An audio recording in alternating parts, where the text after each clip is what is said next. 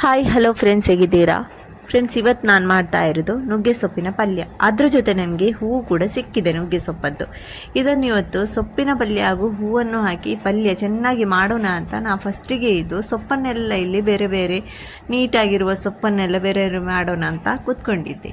ಅದ್ರ ಜೊತೆ ಹೂವು ಕೂಡ ನಮ್ಮ ಮನೆಯ ಹತ್ತಿರದವರೇ ಕೊಟ್ಟಿದ್ದು. ಅವರು ಹೂವನ್ನು ಕೂಡ ಈ ಥರ ಒಂದು ತೊಟ್ಟೆಯಲ್ಲಿ ಬೇರೆ ಕಟ್ಟಿ ಕೊಟ್ಟಿದ್ರು. ನಾನು ಅನಿಸಿದೆ ಈ ಪಲ್ಯಕ್ಕೆ, ಸೊಪ್ಪಿನ ಪಲ್ಯಕ್ಕೆ ಹೂವನ್ನು ಕೂಡ ಹಾಕೋಣ ಅಂತ. ನುಗ್ಗೆ ಸೊಪ್ಪಲ್ಲಿ ಅಂತೂ ತುಂಬಾ ಪೌಷ್ಟಿಕಾಂಶ ಇದೆ, ಹೇಳಲಾಗದಷ್ಟು ಪೌಷ್ಟಿಕಾಂಶ ಉಂಟು. ನುಗ್ಗೆ ಸೊಪ್ಪು ಹಾಗೂ ನುಗ್ಗೆ ಸೊಪ್ಪಿನ ನುಗ್ಗೆಕಾಯಿಯಲ್ಲಿ ಕೂಡ. ಅದೇ ಥರ ನಾನಿಲ್ಲಿ ಈಗ ಸೊಪ್ಪಿನ ಪಲ್ಯವನ್ನು ನೀವೆಲ್ಲರೂ ಮಾಡೋ ಥರನೇ ಸಿಂಪಲ್ಲಾಗಿ ಮಾಡ್ತಾ ಇರೋದು. ನಾನೇನು ಸ್ಪೆಷಲಾಗಿ ಮಾಡ್ತಾ ಇಲ್ಲ, ತುಂಬ ಸಿಂಪಲ್ಲಾಗಿ ನೀವು ಕೂಡ ಇದೇ ಥರ ಮಾಡ್ತಾ ಇರಬಹುದು ಮನೆಯಲ್ಲಿ. ಅದೇ ಥರ ನಾನು ಮಾಡೋದು, ನಂದೇನು ಸ್ಪೆಷಲ್ ಇಲ್ಲ ಫ್ರೆಂಡ್ಸ್. ನೋಡಿ ನೀವು ನನ್ನ ವಿಡಿಯೋ ಕೊನೆ ತನಕ. ನೀವು ಕೂಡ ಇದೇ ಥರ ನುಗ್ಗೆ ಸೊಪ್ಪಿನ ಪಲ್ಯ ಮಾಡ್ತೀರಾ ಅಂದರೆ ನನಗೆ ಕಮೆಂಟ್ ಬಾಕ್ಸಲ್ಲಿ ಕೂಡ ತಿಳಿಸಿ. ಅಂದರೆ ನಾನು ತುಂಬ ಈಸಿಯಾಗಿ ಮಾಡ್ತಾ ಇರೋದು, ಫಟಾಫಟ್ ಅಂತ. ಟೊಮ್ಯಾಟೊವೇನೋ ಹಾಕದೇ ನಾನು ಈ ಪಲ್ಯ ಮಾಡ್ತಾ ಇರೋದು ಇವತ್ತು. ಈ ಸೊಪ್ಪನ್ನು ಅಂತ ತೆಗೆಯುವಾಗ ಮಕ್ಕಳಂತೂ ತುಂಬಾ ರಗಳೆ ಮಾಡ್ತಿದ್ರು. ಯಾಕಂದರೆ ನಮಗೆ ಈ ಸೊಪ್ಪನ್ನು ಕೊಟ್ಟಿದ್ದಂದರೆ ಇದೆಲ್ಲ ಸ್ವಲ್ಪ ಸೊಪ್ಪು ಕೂಡ ಇದರಲ್ಲಿ ಉದುರಿತ್ತು, ಎಲ್ಲ ತೊಟ್ಟೆಯಲ್ಲಿ ಉದುರಿ ಬಿದ್ದಿತ್ತು. ಅದರಿಂದಾಗಿ ನನಗೆ ಸ್ವಲ್ಪ ತೆಗಿಲಿಕ್ಕೆ ಕಷ್ಟ ಆಗ್ತಾಯಿತ್ತು. ನಾವು ಹೂವನ್ನು ಕೂಡ ಇದಕ್ಕೆ ಹಾಕಿದೆ. ಹೂವನ್ನು ಹಾಕುವಾಗ ಏನಾಯಿತು ಅಂದರೆ ಹೂವಿನಿಂದ ಹುಳ ಕಂಡಿತು ನನಗೆ. ಅದಕ್ಕೋಸ್ಕರ ನಾನೇನು ಮಾಡಿದೆ, ಇದು ಹೂವು ನನಗೆ ಬೇಡ ಇನ್ನು ಎಲ್ಲ ಮಿಕ್ಸ್ ಆದರೆ ತುಂಬ ಕಷ್ಟ ಅಂತ ಹೂವನ್ನೆಲ್ಲ ತೆಗೆದು ಬಿಸಾಡಿ ಬಿಟ್ಟೆ. ಖಾಲಿ ಸೊಪ್ಪಿನ ಪಲ್ಯವೇ ನಮಗೆ ಸಾಕು ಅಂತ. ಯಾಕಂದರೆ ಏನೋ ಒಂದು ಗುಗುರು ಥರ ಇತ್ತು, ಅದು ಹುಳ ಎಲ್ಲ ಸರಿಯಾಗಿ ಅನ್ನಿಸ್ಲಿಲ್ಲ. ಹಾಕೋದು ಹೇಗೆ ಒಂದರಲ್ಲಿ ಕಂಡ್ರೆ ಸಾಕು, ಮತ್ತು ನಮಗೆ ಅದು ಹಾಕಲಿಕ್ಕೆಲ್ಲ ಮನಸ್ಸಾಗೋದಿಲ್ಲ. ಅದಕ್ಕೋಸ್ಕರ ಹೂವನ್ನು ತೆಗೆದು ಬಿಸಾಡಿ ಈಗ ನಾನು ಖಾಲಿ ಸೊಪ್ಪನ್ನೇ ಈ ಥರ ಬೇರೆ ಬೇರೆ ಮಾಡ್ತಾ ಇದ್ದೇನೆ. ಇದರದ್ದು ಸೊಪ್ಪಿನದ್ದು ಫ್ರೆಂಡ್ಸ್ ನಿಮ್ಮ ಜೊತೆ ಒಂದು ಟಿಪ್ಸ್ ಶೇರ್ ಮಾಡ್ತೇನೆ. ನಿಮ್ಮ ಮನೆಯಲ್ಲಿ ಕೂಡ, ನಿಮ್ಮ ಮನೆ ಹತ್ತಿರ ಎಲ್ಲಿಯಾದರೂ ನುಗ್ಗೆಕಾಯಿಯದ್ದು ಮರ ಇದ್ದರೆ ನೀವು ಅದರ ಸೊಪ್ಪನ್ನು ತೆಗೆದು ಚೆನ್ನಾಗಿ ವಾಶ್ ಮಾಡಿ ಬಿಸಿಲಲ್ಲಿ ಚೆನ್ನಾಗಿ ಒಣಗಿಸಿ ಅದರ ಪೌಡರ್ ಮಾಡಿ ಇಟ್ಕೊಳ್ಳಿ. ಆಮೇಲೆ ಬೆಳಿಗ್ಗೆ ನೀವು ಖಾಲಿ ಹೊಟ್ಟೆಯಲ್ಲಿ 1 ಸ್ಪೂನ್ ಪೌಡರನ್ನು ನೀರಿಗೆ ಹಾಕಿ ಕುಡಿಯಿರಿ ಅಂತೆ. ನಿಮ್ಮ ಗಂಟು ನೋವು, ಕಾಲು ನೋವು, ಎಂಥ ನೋವೆಲ್ಲ ಹಳೆಯ ನೋವಿದ್ರೂ ಕೂಡ ಅದು ಕಮ್ಮಿ ಆಗ್ತದೆ. ಖಂಡಿತ ಇದು ಕಮ್ಮಿ ಆಗ್ತದೆ. ಇದನ್ನು ನೀವು ಕಂಟಿನ್ಯೂ ಆಗಿ ಒಂದು 6 ಮಂತ್ ಆದರೂ ಕುಡಿಬೇಕು. ನಿಮಗೆ ತುಂಬಾ ಪ್ರಯೋಜನ ಇದು.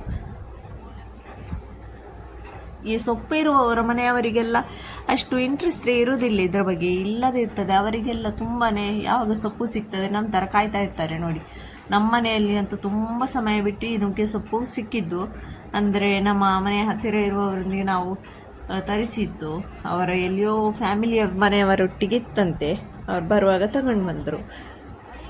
ಈ ಥರ ಎಲ್ಲ ಈ ಸೊಪ್ಪಿನ ಪೌಡರ್ ಉಂಟಲ್ವ ಫ್ರೆಂಡ್ಸ್, ಅದು ನಾನು ಹೇಳಿದ್ದಲ್ಲ, ಅದನ್ನು ನೀವು ಖಂಡಿತ ಟ್ರೈ ಮಾಡಿ ಆಯಿತಾ. ನಿಮಗೆ ಅದು ಯಾವ ಹಳೆ ನೋವು, ಗಂಟು ನೋವು, ನಿಮ್ಮ ಎಲುಬು ನೋವು, ಎಂಥ ಮೈಕೈಯಲ್ಲಿ ನೋವಾಗ್ತದೆ, ಕಾಲಡಿಯಲ್ಲಿ ಎಲ್ಲ ನೋವಾಗ್ತದೆ ನಡೆಯುವಾಗ, ಇದೆಲ್ಲ ನೋವು ಇರ್ತದಲ್ವ, ಇದಕ್ಕೆಲ್ಲ ತುಂಬ ಉಪಯುಕ್ತವಾಗಿದೆ ಅದರ ಪೌಡರ್. ಸೊಪ್ಪನ್ನು ನಾನು ಹೇಳಿದೆ ಅಲ್ವ ಯಾವ ಥರ ಪೌಡರ್ ಮಾಡೋದಂತ, ಆ ಥರ ಮಾಡೋದು. ಈಗ ಇಷ್ಟು ಸೊಪ್ಪನ್ನು ನಾನು ಚೆನ್ನಾಗಿ ಬೇರೆ ಬೇರೆ ಮಾಡಿ ತಗೊಂಡೆ. ಬಾಕಿ ಸೊಪ್ಪನ್ನೆಲ್ಲ ಎಸೆದ್ಬಿಟ್ಟೆ. ಅಂದರೆ ಅದರಲ್ಲಿ ತುಂಬ ಹುಳ ಥರ ಸರಿಯಾಗಿರಲಿಲ್ಲ ಅದು ಸೊಪ್ಪು. ಅದಕ್ಕೋಸ್ಕರ ನನ್ನ ಮಗ ಎಲ್ಲ ಇದನ್ನೆಲ್ಲ ತೆಗೆದು ಬಿಸಾಡಲಿಕ್ಕೆ ರೆಡಿ ಮಾಡ್ತಾ ಇದ್ದಾನೆ. ಅಂದರೆ ಸ್ವಲ್ಪ ಹುಳ ಎಲ್ಲ ಇತ್ತು, ಸರಿ ಅನ್ನಿಸ್ಲಿಲ್ಲ. ಇಷ್ಟು ಸೊಪ್ಪು ತುಂಬ ಚೆನ್ನಾಗಿರುವಂಥ ಸೊಪ್ಪು ಸಿಕ್ಕಿತ್ತು. ಅದನ್ನೀಗ ಚೆನ್ನಾಗಿ ವಾಶ್ ಮಾಡ್ತಾ ಇದ್ದೇನೆ ಫ್ರೆಂಡ್ಸ್. ನೀವು ನನ್ನ ಚಾನಲ್ಗೆ ಫಸ್ಟ್ ಟೈಮ್ ವಿಸಿಟ್ ಮಾಡಿದಾದರೆ ಒಂದು ಸಬ್ಸ್ಕ್ರೈಬ್ ಕೂಡ ಮಾಡಿ, ಲೈಕ್ ಕೂಡ ಮಾಡಿ, ಹಾಗೂ ಕಮೆಂಟ್ ಮೂಲಕ ತಿಳಿಸಿ ನಿಮಗೆ ನನ್ನ ಈ ಒಂದು ಇದೇ ಥರ ಒಂದು ಸಿಂಪಲ್ ಆಗಿ ಒಂದು ವಿಡಿಯೋ ಮಾಡಿದ್ದೇನೆ, ಹೇಗೆ ಅನಿಸಿತು ಅಂತ. ನಿಮ್ಮ ಸಪೋರ್ಟ್ ನಮಗೆ ಫುಲ್ ಇರಲಿ ಅಂತ ನಿಮ್ಮ ಹತ್ರ ಹೇಳ್ತಾ ಒಂದು ಸಬ್ಸ್ಕ್ರೈಬ್ ಮಾಡಿ ದಯವಿಟ್ಟು ಅಂತ ಕೇಳಿಕೊಳ್ತಾ ಇದ್ದೇನೆ. ಈಗ ನೋಡಿ, ನಾನಲ್ಲಿ ಸೊಪ್ಪನ್ನೆಲ್ಲ ಚೆನ್ನಾಗಿ ತೊಳೆದು ಸ್ವಲ್ಪ ಹೊತ್ತು ನೆನೆಯಲಿಕ್ಕೋಸ್ಕರ ಇಟ್ಟಿದ್ದೇನೆ ನೀರಲ್ಲಿಯೇ. ಆಮೇಲೆ ಇಲ್ಲಿ ಒಂದು ಪಾತ್ರೆಯಲ್ಲಿ ಸ್ವಲ್ಪ ನಾನು ಮಸ್ಟರ್ಡ್ ಆಯಿಲ್ ಹಾಕ್ತಾ ಇದ್ದೇನೆ. ಅಂದರೆ ಸಾಸಿವೆಯದ್ದು ಎಣ್ಣೆ, ಅದು ಇಲ್ಲಾಂದರೆ ಪರವಾಗಿಲ್ಲ, ನಾರ್ಮಲ್ ಎಣ್ಣೆ ಹಾಕ್ಬೋದು. ನಮ್ಮ ಮನೆಯಲ್ಲಿ ಸ್ವಲ್ಪ ಸಾಸಿವೆಯದ್ದು ಎಣ್ಣೆ ಜಾಸ್ತಿ. ಅದು ಒಗ್ಗರಣೆಗೋಸ್ಕರ ಜೀರಿಗೆ, ಸಾಸಿವೆ ಹಾಗೂ ಬೆಳ್ಳುಳ್ಳಿ ತುಂಬಾ ಜಾಸ್ತಿ ಹಾಕಿದ್ದೇನೆ. ಕಟ್ ಮಾಡಿ ಹಾಕಿದ್ದೇನೆ ಎಲ್ಲ ಬೆಳ್ಳುಳ್ಳಿಯನ್ನು. ಒಂದು ಮುಟ್ಟಿಯಷ್ಟು ಬೆಳ್ಳುಳ್ಳಿಯನ್ನು ಕಟ್ ಮಾಡಿ ಹಾಕಿದ್ದೇನೆ. ಆಮೇಲೆ ಇದಕ್ಕೆ ಈರುಳ್ಳಿಯನ್ನು ಕೂಡ ಸಣ್ಣ ಕಟ್ ಮಾಡಿದ್ದೇನೆ. ಒಂದು ಈರುಳ್ಳಿ ಕಟ್ ಮಾಡಿದ್ದು, ಯಾಕಂದರೆ ಇದು ಸೊಪ್ಪು ನೋಡಲಿಕ್ಕೆ ತುಂಬ ಕಾಣ್ತದೆ, ಬೇಯ್ದಾದ ಮೇಲೆ ಇಷ್ಟೇ ಆಗೋದು ಒಂದೇ ಮುಟ್ಟಿ. ಆಮೇಲೆ ಇದಕ್ಕೆ ಹಸಿಮೆಣಸು ಕೂಡ ಹಾಕ್ತೇನೆ. ಹಸಿಮೆಣಸು ನಾನು ಜಾಸ್ತಿ ಹಾಕಲಿಲ್ಲ, ಯಾಕಂದರೆ ಇದು ಮತ್ತೆ ಖಾರ ಆಗ್ತದಂತ ಗೊತ್ತುಂಟು. ಸೊಪ್ಪು ಬೇಯ್ದ ಮೇಲೆ ಅಂತೂ ಒಂದೇ ಹಿಡಿಯಷ್ಟು ಆಗೋದು ಅಷ್ಟೇ, ನೋಡಲಿಕ್ಕೆ ಫುಲ್ ಇರ್ತದೆ. ಬೇಯ್ದ್ಮೇಲೆ ಅಂತ ಇಷ್ಟೇ.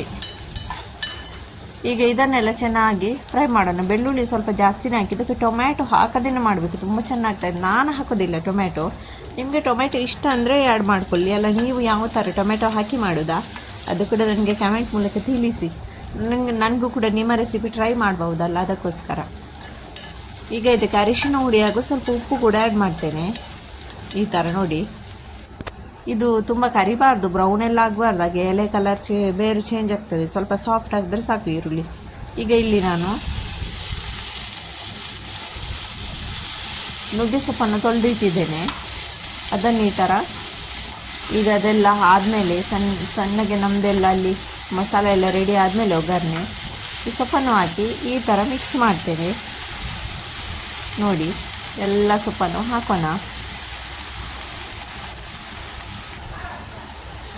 ಇದಕ್ಕೆ ತುಂಬ ಜನ ಅಕ್ಕಿ ಹುಡಿ ಮಾಡಿ ಕೂಡ ಹಾಕ್ತಾರೆ, ಹುಡಿ ಅಕ್ಕಿ ಹಾಕ್ತಾರೆ, ಹಾಗೂ ಸ್ವಲ್ಪ ಜನ ತೆಂಗಿನ ತುರಿ ಕೂಡ ಹಾಕ್ತಾರೆ. ನಾನಿಲ್ಲಿ ಹೇಳಿದಲ್ಲ, ನಂದು ಸಿಂಪಲ್ ಆಗಿರೋ ರೆಸಿಪಿ. ನನ್ನ ಚಾನಲಲ್ಲೆಲ್ಲ ಇರುವುದು ನಿಮಗೆ ಸಿಂಪಲ್ ಆಗಿರುವಂಥ ಈಸಿಯಾಗಿ ನೀವು ಮನೆಯಲ್ಲಿದ್ದ ವಸ್ತುವಲ್ಲೇ ಮಾಡ್ಬೋದು. ಆ ಥರದ ರೆಸಿಪಿ ಎಲ್ಲ ನಾನು ಶೇರ್ ಮಾಡ್ತಾ ಇರೋದು, ಏನು ಕಷ್ಟದ ರೆಸಿಪಿ ಶೇರ್ ಮಾಡ್ತಾ ಇಲ್ಲ. ನೋಡಿ ಫ್ರೆಂಡ್ಸ್, ಹೋಗಿ ನನ್ನ ಚಾನಲಲ್ಲಿ ವಿಸಿಟ್ ಫಸ್ಟ್ ಟೈಮ್ ಮಾಡಿದಾದರೆ ಹೋಗಿ ಸ್ವಲ್ಪ ಚಾನಲಲ್ಲಿ ವೀಡಿಯೋಸ್ಗೆಲ್ಲ ನೋಡಿ, ನಿಮಗೆ ಯಾವ ಇಷ್ಟ ಆಯಿತು ಯಾವ ವಿಡಿಯೋ ಅಂತ ಕಮೆಂಟ್ ಮಾಡಿ, ನಿಮಗೆ ಇಷ್ಟವಾದಂತಹ ವಿಡಿಯೋಗೆ. ಈಗ ನೋಡಿ, ಇದನ್ನು ಸ್ವಲ್ಪ ಸ್ವಲ್ಪ ಹೊತ್ತಿಗೆ ಈ ಥರ ಮಿಕ್ಸ್ ಮಾಡ್ತಾ ಇರಬೇಕು. ನಾನು ಇದಕ್ಕೆ ನೀರು ಒಂದು ಸ್ವಲ್ಪನೂ ಹಾಕಲಿಲ್ಲ, ನೀರು ಹಾಕದೇನೆ ಇದನ್ನು ಬೇಯಿಸ್ತಿರೋದು. ಅದಕ್ಕೋಸ್ಕರ ನಾನು ಆಗಾಗ ಇದನ್ನು ಮಿಕ್ಸ್ ಮಾಡ್ತಾ ಇದ್ದೇನೆ. ಗಂಜಿಯೊಟ್ಟಿಗಂತೂ ಇದರ ರುಚಿಯೇ ಹೇಳಲಿಕ್ಕಿಲ್ಲ, ಅಷ್ಟೊಂದು ಸೂಪರಾಗಿ ಬರ್ತದೆ. ರೊಟ್ಟಿಯೊಟ್ಟಿಗೆಲ್ಲ ತಿನ್ನಬೇಕು, ಚಪಾತಿಯೊಟ್ಟಿಗೆ ಎಲ್ಲ ತುಂಬ ಒಳ್ಳೆಯದಾಗ್ತದೆ. ಈಗ ಒಂದು 10 ನಿಮಿಷ ಬೇಯಿದ್ರೆ ಸಾಕು. ನಾನು ಆಗಾಗ ಇದನ್ನು ಸ್ವಲ್ಪ ಮಿಕ್ಸ್ ಮಾಡ್ತಾ ಇದ್ದೇನೆ, ಯಾಕಂದರೆ ಇದು ಇನ್ನು ತಳ ಹಿಡಿಬಾರ್ದು ಅಂತ. ಯಾಕಂದರೆ ನೀರು ಹಾಕಲಿಲ್ಲಲ್ಲ, ಸ್ಲೋ ಗ್ಯಾಸಲ್ಲಿ ಇಟ್ಟಿದ್ದೇನೆ. ಈಗ ನೋಡಿ, ರೆಡಿ ಆಯಿತು ಕಂಪ್ಲೀಟ್ ನಮ್ಮ ನುಗ್ಗೆ ಸೊಪ್ಪಿನ ಪಲ್ಯ.